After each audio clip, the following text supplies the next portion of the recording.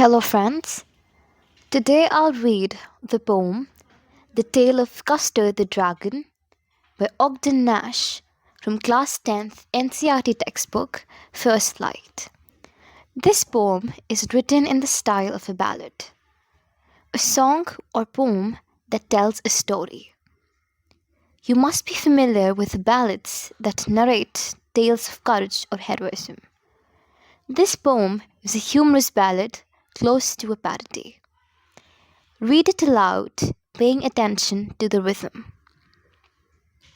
Belinda lived in a little white house with a little black kitten and a little grey mouse, and a little yellow dog and a little red wagon, and a really truly little pet dragon. Now the name of the little black kitten was Ink, and the little grey mouse she called him Blink. And the little yellow dog was sharp as mustard, but the dragon was a coward, and she called him Custard. Custard the dragon had big sharp teeth, and spikes on top of him, and scales underneath, mouth like a fireplace, chimney for a nose, and truly daggers on his toes.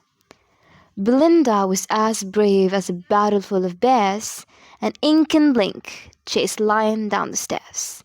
Mustard was as brave as a tiger in a rage, but Custard cried for a nice safe cage. Belinda tickled him, she tickled him unmerciful. Ink, Blink, and Mustard, they rudely called him Percival. They all sat laughing in the little red wagon at the truly cowardly dragon. Belinda giggled till she shook the house, and Blink said weak, which is giggling for a mouse. Ink and Mustard rudely asked his age, when Custard cried for a nice safe cage.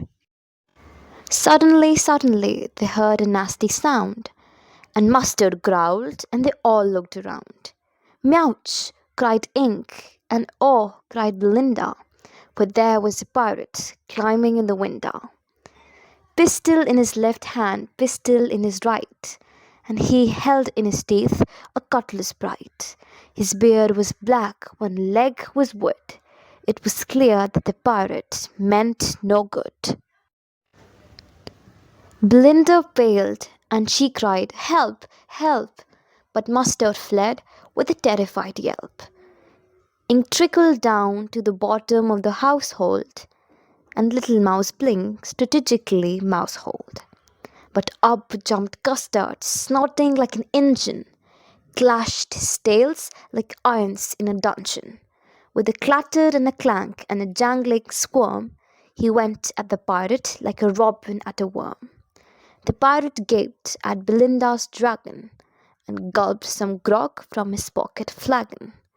He fired 2 bullets, but they didn't hit, and Custard gobbled him every bit. Belinda embraced him, Mustard licked him. No one mourned for his pirate victim. Ink and Blink in glee did gyrate around the dragon that ate the pirate. And presently up spoke little dog Mustard. "I'd have been twice as brave if I hadn't been flustered." And up spoke Ink and up spoke Blink.